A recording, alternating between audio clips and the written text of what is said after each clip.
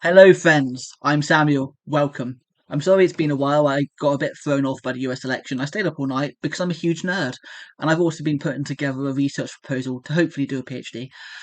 This video started out as a brief discussion of the links between neurodivergence and the LGBT community, and it has evolved in something a bit more interesting. So, if there is one trait that is well understood about autistic people, it is that we do not conform to social norms, at least not automatically. We question everything, which often frustrates neurotypical people, who, from our point of view, seem to follow social rules because that's the way things are. Somewhere where this is really noticeable is sexuality and gender. So today, we are going to explore autistic sexuality. It seems from my research to be a bit taboo to talk about autism in the context of sexuality. Even the progressive books like Neurotribes or Unmasking Autism don't seem to address it. So, first, I'm going to talk about the misinformation and why it exists, and then move on to some more tangible points about autistic sexuality. So, on to the propaganda. A very prominent myth about autistic people in the popular imagination is that we are entirely asexual, to the extent that some people seem to believe that we cannot consent to sex or we lack the ability to understand our own sexuality, especially if it's outside the heterosexual norm. This is partly the result of a broader phenomenon where disabled people can be desexualized by society. The way that autism is described as a developmental disorder can exacerbate this. This attitude isn't just held amongst the general public. In 1996, the European Parliament adopted the European Charter for Autistic People, which actively infantilizes autistic people in its small print. It says, it may be difficult for a person with autism to enjoy any form of relationship without encouragement and support from carers who are sensitive to the problem of autism. And many people with autism, particularly those who are more severely afflicted, show little interest in sexual relationships and will consequently show little interest in such activities. On the other hand, we are presented by scientists as hypersexual and paraphilic. As Rachel Groner points out in her work Sex as Spock, can be found in this delightfully covered book here.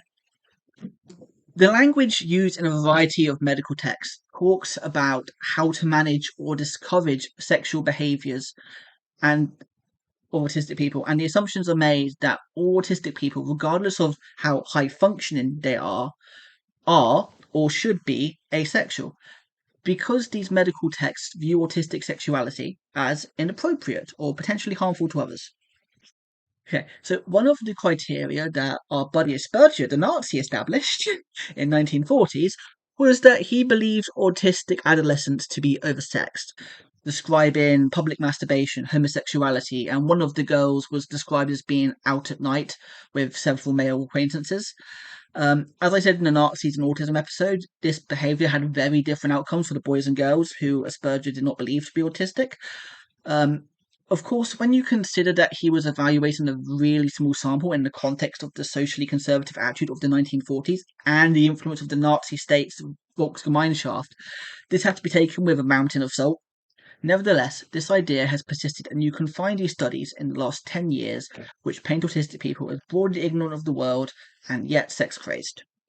A particularly bad example of this, Shuttle et al. 2017, seems incredibly out of date from when it was published. It spreads information such as nearly half of autistic people are not intellectually impaired, when we have established in the previous episode that only 12% of autistic people have learning difficulties. It says that the ratio of male to female is 3 or 4 to 1. They use terms like high functioning and refer to non autistic people as healthy control subjects. Like the Hugh et al. Morality study, it pathologizes autistic traits and presents the information in misleading ways. They hypothesize that ASD people are more likely to develop challenging problematic sexual behaviors, including paraphilic and sexual offending. It's always delightful when we accuse these things. They list all the different types of paraphilias to be found in the DSM in detail.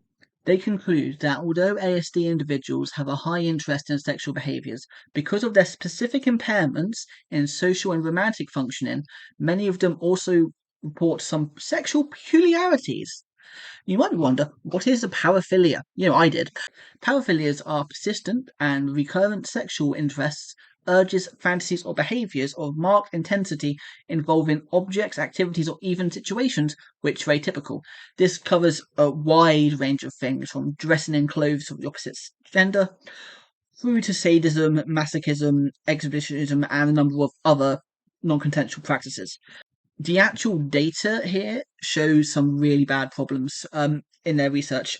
The sample size is far too small to accurately represent any group, with only 55 autistic men and 40 autistic women, which leads to some really bizarre and questionable data points. 39.3% of autistic men have masochistic and voyeuristic fantasies, which is 22 people they've got this from. Some of the other implications of the data are a lot more damaging. It also raises questions about their reporting on hypersexuality, which is supposedly 30.4% of autistic men. Um, Even if it seems from the limited data that autistic men have a higher libido than neurotypical men, their threshold of 7 orgasms a week seems kind of arbitrary. Statistically, it's also absurd to conclude that 10% of autistic women are hypersexual from basically 4 women who are hypersexual. The interesting point I would raise from the data, which is divided between paraphilic fantasies and behaviours. Across the board, autistic people's fantasies for every paraphilic subsection was higher than the actual behaviour reported. While the scientists mentioned this, with the insulting, high-function ASD individuals could have higher self-control abilities than ASD patients with cognitive impairments. They don't suggest that we have more restraint than neurotypical people who reported either having the same amount of behaviour as fantasies, if not more, in every paraphilic category. This is the problem I have with studies when they focus on autism, is that when they clearly showed that autistic people have a positive markup against neurotypical people, they never mention it in the discussion. It's always kind of assumed that we are the problem people. I would also like to suggest that autistic people are less likely to lie in these sorts of self-reporting studies, and I don't think the scientists have accounted for this. They also did not account for the potential for the words to be understood in different ways, which is going to happen when you have neurodivergent people. For example, masochism is broad and it could go anywhere from spanking on one hand to knives and fire on the other. Likewise, fantasy could range anywhere from intrusive thoughts to actively wanting to do something, depending on the interpretation. Atkinson, who wrote his PhD on how autism relates to society and gender, theorized how the asexual and hypersexual stereotype can exist simultaneously. Atkinson argues that autism is entangled to both sexuality and gender, and the perceived deviancy of autism is not only found through the disability, but that autistic people do not conform to compulsory heterosexuality. He argues that society's view of autism is something that needs to be cured rather than an acceptable difference.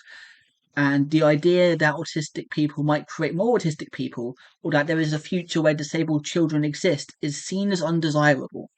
So not only do we challenge social norms and the dominant culture, but our existence threatens a dystopian ideal where everyone is able-bodied and able-minded. This isn't just academic theory either. European Charter, which I mentioned earlier, is very disturbing in how it discusses autistic relationships, and it says advice on birth control and genetic counselling are necessary. It's practically eugenic. You also find the reinforcement of the stereotypical bogeyman depiction of autistic people as Lenny from Of Mice and Men, as a danger. It says, where a person with autism demonstrates the desire for sexual activity, yet through a failure to understand the correct social conventions is awkward and unable to achieve his or her objectives, the use of powerful hormonal drugs which diminish libido is inappropriate. Such actions should only be considered where this is a definite risk of a serious criminal assault by the person. So, in the charter describing the rights of autistic persons, they discuss the criteria of when to medicate our autonomy away. The idea that it has to be written into law that social awkwardness is not a criteria for what might amount to chemical castration really shows the extent of stigmatization of autistic sexuality. Even when you have the media trying to portray autistic sexuality in a positive light, problems can emerge. Atkinson, in his work, evaluates the Netflix show Atypical, which features a young autistic man named Sam in a coming-of-age narrative around essentially around him deciding he wants to have sex and be in a relationship. I haven't seen this TV show, as I thought an awkward autistic teenager who shares a name might hit a bit close to home. And I also expected that the inaccuracies would piss me off. Atkinson writes how this show has helped change the cultural narrative on the experience of autistic people when it comes to romance and sexuality. But he does not think that the show does a good job at representing what autistic sexuality actually is and presents it in problematic ways with a potential for adding to the pathologization of it. The show challenges the infantilisation and deviancy characterizations and has a number of positive elements, but it often presents unacceptable behaviour, including locking someone in a closet and breaking and entering as the result of autistic traits, excusing it on that basis. The show suggests that autistic people inherently act in harmful ways in personal relationships.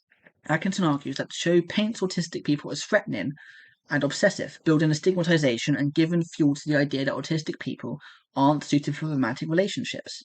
He also argues that the acceptance that the main character gains later in the series is the result of him conforming to sex and gender norms. Okay, I think we've laid out enough of the issue with how autistic sexuality is perceived and denied and misrepresented. Let's look at what it might be in reality. The question of autistic sexuality can be an awkward one, especially considering how infantilized we are in popular culture. And I don't think this is something that can be universalized. It's unique to the individual. So, when you have a modern stereotype of a sexuality based out of infantilization on one hand and a conservative judgmental attitude on the other, painting us as out of control nymphomaniacs, how do you find an accurate depiction of autistic sexuality, if such a thing exists? So, the reality. Well, firstly, there are grains of truth in the bigotry. It's true that autistic people are 8 times as likely to be asexual than neurotypical people. This reflects a larger point that neurodivergent people are more likely to fit every category of the LGBTQIA, except perhaps intersex people. According to Weir et al. At Cambridge University, 63% of autistic people identify as heterosexual, compared to 83% of non-autistic people. Other earlier studies by George and Stokes have 70% of autistic people as reporting as something other than heterosexual, but they are behind a paywall. I didn't have $60 to spend on this, so they're going to the corner of shame for charging us for education. So we're going to stick with Weir et al. As a side note, Weir had a sample of 2,000 autistic people and is far more representative than a number of smaller studies like Schlott. In Weir et al., they found that autistic men are 3 times as likely to identify as bisexual than a neurotypical man.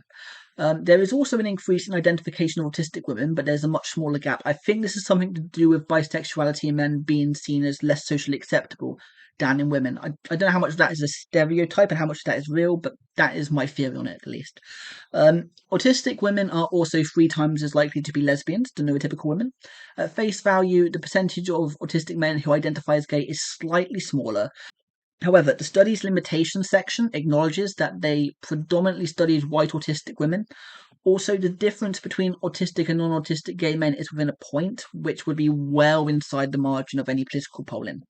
They also state that when accounting for age, you can see a clearer difference with older autistic adults more likely to identify as bisexual than neurotypical people, whereas younger autistic people are more likely to identify as homosexual than their peers. The suggestion that Weir et al. Makes from their sample is that autistic people may be less likely to engage in sexual activity, even accounting for a higher rate of asexual people. In the study, 88 to 89% of non-autistic people reported being sexually active, while only 70% of autistic men and 76% of autistic women reported the same. I don't dispute the numbers here, but I would add the caveat this is probably down to the fact that we find social interaction trickier than neurotypical people who make up the vast majority of the population, rather than just having a lower sex drive on average. In progressive academia, there is also a body of thought which describes autistic sexuality itself as queer. I'm a bit on the fence about this because it confuses the distinction between LGBT and heterosexual autistic people and reinforces the idea that our sexuality is inherently unusual. But I think there is something here in that we do challenge heteronormativity. as we challenge most other dominant social narratives. And, in a few years' time, I would recognise saying, Samuel, why are you so conservative? Of course it is true, because that's basically how it works. I go, I'm not sure about this new thought. I'm like, oh no, this is self-evident, because, I'm slightly conservative in nature, but I make myself be liberal. I make it happen. I'm progressive. I'm not going to do a deep dive into how autistic people have sex, because the mechanics are the same as anyone else, guys. Okay, come on. We don't have anything extra going on. Also, there aren't really scientific studies on this beyond who you are attracted to. The question is probably more sociological. One of the things that might be relevant, though, is sensory sensitivity. Autistic people can be highly sensitive to textures, sounds, tastes, and bright lights. For example, I have one sibling who won't eat anything with a soft texture, like cheese. All three of us have a sensitivity to noise to varying degrees. You would not find me in a nightclub. Whereas one of my siblings needs to use headphones for going to places like train stations because of all the sensory input, but I'm okay with train stations. This isn't entirely negative either. Search on textures, sounds, or visuals can have a calming effect and be used for stimming, which is a shorthand for self-regulation when you're feeling overwhelmed. So Gray et al. In 2021 looked through books and articles created by autistic people and collated some common themes around how sensory issues can affect sexuality and relationships. They talked about how autistic people can have both a low and high sensory threshold. For those with a low threshold, the experience of touch could be overwhelming, or even light touch could almost be painful. This isn't just sexual. As I discussed with Charla in the long episode, physical touch can make me flinch in completely platonic situations, unless I'm incredibly comfortable with the situation, and even then it might be a bit much sometimes. It's because of this I always try to ascertain people's boundaries very clearly. I don't ever just going to go for hug or kiss because it's bad. Of course, the other side of this is autistic people are likely to be touch starved, where we want physical interaction on an emotional and mental level, even if we might be touch averse. Of course, not everyone is touch averse, and those who are will be affected to different extents. Apply this to sex, and you can imagine someone with a quite strong libido who has never had sex because the thought of actually having sex is overwhelming. One quote Gray highlighted reads, kissing and sex sometimes involves too much texture, bodily smell, tastes, heat, and intimacy that I get overloaded and frightened. Gray et al. Also discussed how it is equally true that a word I cannot pronounce, which shall appear before you on the screen, proprioceptive senses, means that an autistic person might prefer a firm touch. Their sources talk about light bondage, being pinned down. More broadly, they talk about feeling calmed by pressure in non-sexual ways. This research suggests it's perfectly possible to have two autistic people, one who finds the weight of somebody else's body too much, and another who finds it incredibly comforting, both for autistic reasons. It may even be possible that, depending on the situation, it might be the same person at different times.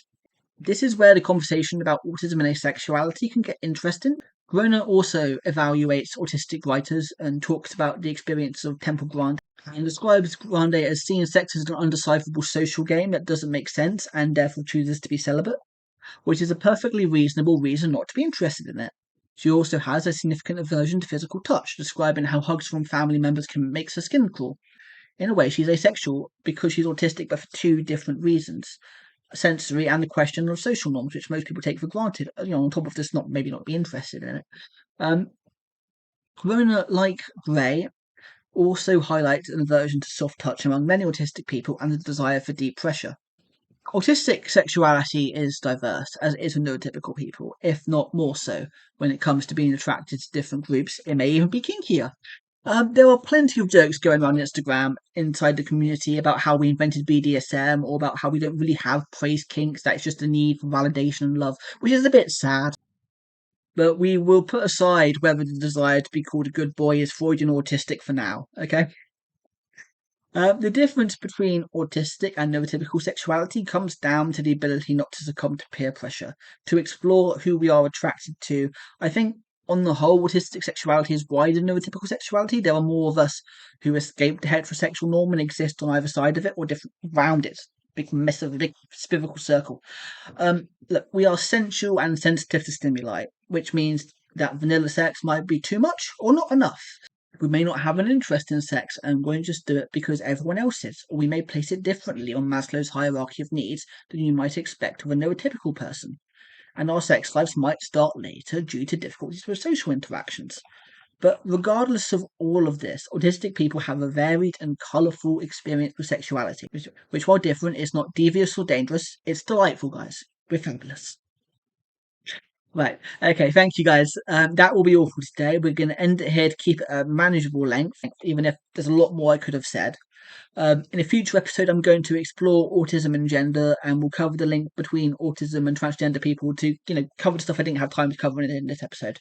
I hope I've been informative. I hope I've talked about the problems that we face in perception, and really, we're just, lovable misfits. Thank you, guys. Goodbye.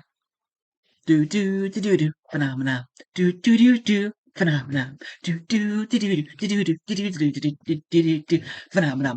And that was an example of not conforming to the heteronormative suggestion. Let's move on. Right. Morty.